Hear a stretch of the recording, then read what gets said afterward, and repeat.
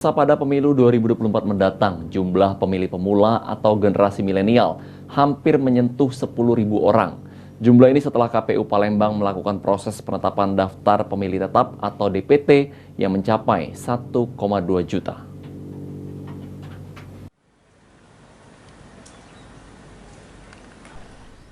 KPU Palembang telah menetapkan jumlah daftar pemilih tetap atau DPT untuk pemilu 2024 mendatang sebesar 1,2 juta. Jumlah ini sendiri alami peningkatan dibandingkan pemilu sebelumnya. Dari 1,2 juta DPT ini hampir 10.000 ialah pemilih pemula atau termasuk dalam generasi milenial dan belum memiliki KTP. Namun mereka akan bisa mencoblos pada hari H pemilu dengan membawa kartu keluarga bersama orang tuanya. KPU Palembang sendiri berkoordinasi dengan Dinas Catatan Sipil Kota Palembang dalam proses penetapan DPT khususnya untuk pemilih pemula ini sendiri. Ketika kita berhitung misalnya pemula itu kan adalah anak-anak yang baru memilih pertama kali. Nah, dalam tahapan itu ini kan juga tergantung dengan Dinas Catatan Sipil kan, karena mereka yang mengeluarkan KTP.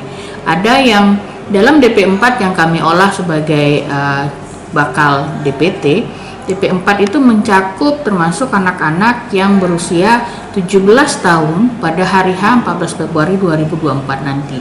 Dalam proses hingga sampai Juni kan kami melakukan ini dari sejak coklit pada bulan Februari sampai penetapan DPT 20 Juni lalu, kami mencatat ada untuk jumlah pemilih potensial non KTPL, ini artinya salah satu bagian dari pemilih pemula inilah. Itu ada 9.990 di Kota Palembang.